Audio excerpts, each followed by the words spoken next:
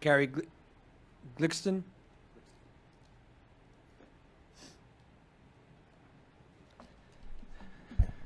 Thank you, Chairman Garcia and committee members.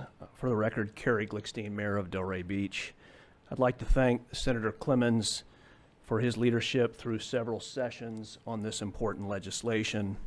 I'm mayor of the third largest city in Palm Beach County with a population that swells without notice by thousands from out-of-state young persons seeking addiction help through highly profitable treatment providers with financial ties to unregulated sober homes. As State Attorney Ehrenberg mentioned, we are experiencing widespread patient brokering that preys on sober home occupants on behalf of treatment providers vying for insurance benefits. High concentrations and easy accessibility of sober home occupants become easy targets for heroin distribution that now kills 10 people a day in our state. Last Friday, 10 people died of opioid-related overdoses in Palm Beach County alone.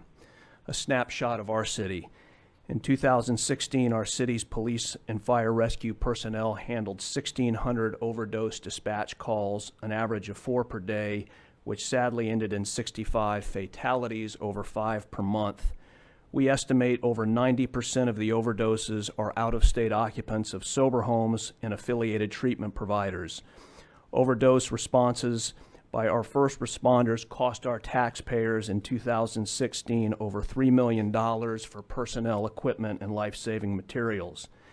Statewide, addiction recovery-related Medicaid costs now average $4 million a day, a $1.5 billion cost to our state that is growing. We, like other cities, fear the triple threat of taxpayers spending millions to treat out-of-state sober home residents with such frequency that our first responders cannot handle their normal responsibilities and response times to our citizens without having to add costly personnel and equipment for a shadow population while watching businesses and residents leave and reduce our tax base. Given the enormous profits for a business model with built-in incentive for patient failure by virtue of insurance benefits that start anew with each relapse, you should expect industry pushback against the proposed legislation, saying it goes too far. Committee members, I would respectfully suggest that it doesn't go far enough, and that when people start saying we've gone too far in this context, it's a good sign that we're on the right track. Instead of tangible recovery, many of these young people are kicked out of sober homes in our city when insurance benefits are depleted, but now they are homeless and without means to get home, still suffering from the addictions they arrived with, and are committing crimes or becoming victims of crimes, with far too many dying in our streets far away from home.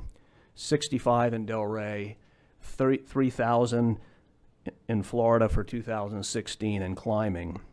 In 2011, Governor Scott declared a statewide public health emergency to combat the pill mill crisis that was killing 7 people a day. And with legislative support from you and your predecessors, we successfully eradicated pill mills from our cities, counties, and across the state. 6 years removed from its progeny is an exploiting. 6 years removed, we now face its progeny exploiting gaping holes in our laws that you can help repair, and also to help the many good actors that support this legislation fully intact by helping us on the front lines with your support of Senate Bill 788. Thank you. Thank you, Mayor. Senator Torres? I wanted to ask him a question. Mayor, that was a question from Mayor, thank you for being here. I guess this is the kind of economic development you weren't expecting in Florida. But you're saying that you're getting thousands of people for this treatment, and I'm guessing that thousands probably end up staying, that your population is growing, but not really with the kind of people that you thought you would get your city would attract to this area. How big a problem is this with people having, according to the state attorney, the recurring cycle of them going back into treatment? This must be very problematic for your area. I think I speak for mayors throughout the state in that it's the most vexing problem that we have faced, in that we see the problem.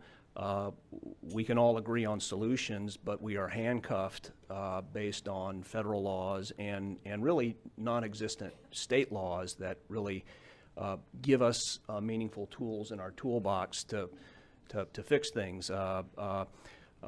Chairman Garcia, you asked what to do.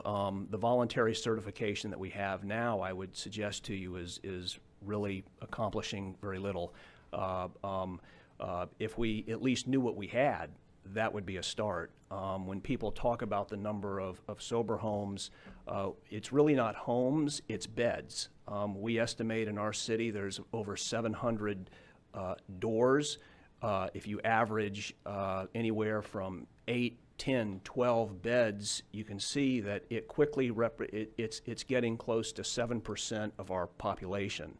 And again, this is not the kind of population that we want to grow our city with. In contrast to contributing, as I mentioned, those statistics in terms of what it's costing our taxpayers in first responder costs.